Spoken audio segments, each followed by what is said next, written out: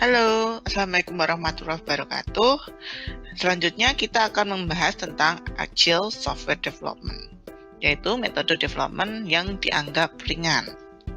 Apa itu Agile? Agile adalah salah satu jenis dari software development lifecycle. Bedanya dengan waterfall, dia lebih sering melakukan iterasi dibandingkan waterfall yang hanya sekali dalam satu scene. Apa saja Agile Manifesto yang ada? Yaitu pertama, adanya kolaborasi.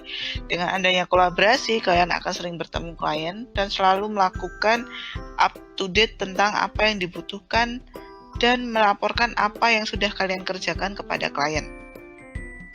Kolaborasi juga dibutuhkan untuk memudahkan jika terjadi perubahan-perubahan tak terduga. Hal ini sering terjadi dengan Agile, maka hal tersebut akan mudah ditangani karena waktu yang digunakan akan lebih singkat dibandingkan kita menggunakan waterfall.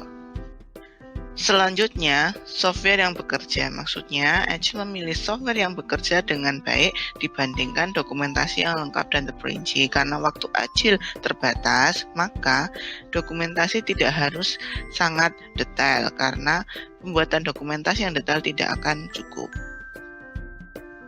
Selanjutnya adalah respon terhadap perubahan. Jadi, Agile ini merespon perubahan dengan sangat cepat karena dia selalu berputar terus atau iterasi. Sehingga ketika ada perubahan, dia akan sangat fleksibel. Maka dari itu, Agile fleksibel sekali.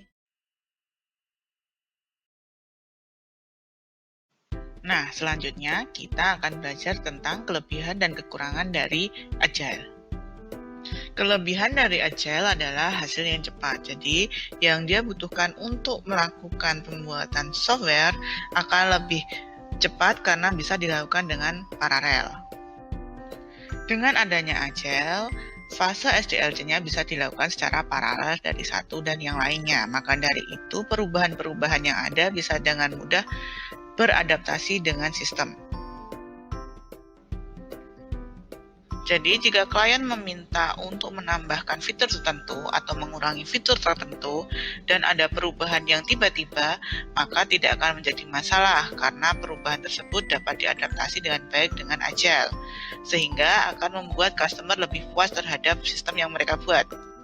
Selanjutnya, kita akan membahas kekurangan dari Agile. Pertama, estimasi yang tidak akurat. Maksudnya adalah kita tidak akan tahu kapan proyek itu akan selesai dengan menggunakan Agile. Bisa lebih cepat, bisa lebih lama, ataupun bisa stagnan. Ini terjadi karena banyaknya iterasi yang ada dalam Agile Development, sehingga estimasi tersebut biasanya hanya diperkirakan saja oleh tim developernya. Kemudian yang kedua adalah kolaborasi yang memakan banyak waktu karena kalian harus sering bertemu dengan klien kalian.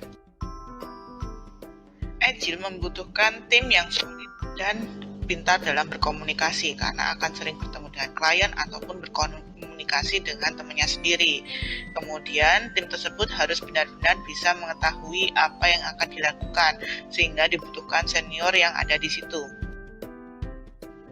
Jika kekurangan-kekurangan di atas tidak dapat diselesaikan dengan baik oleh tim tersebut, kemungkinan adalah delay dalam proyek ini sehingga waktu bisa molor hingga waktu yang tidak ditentukan.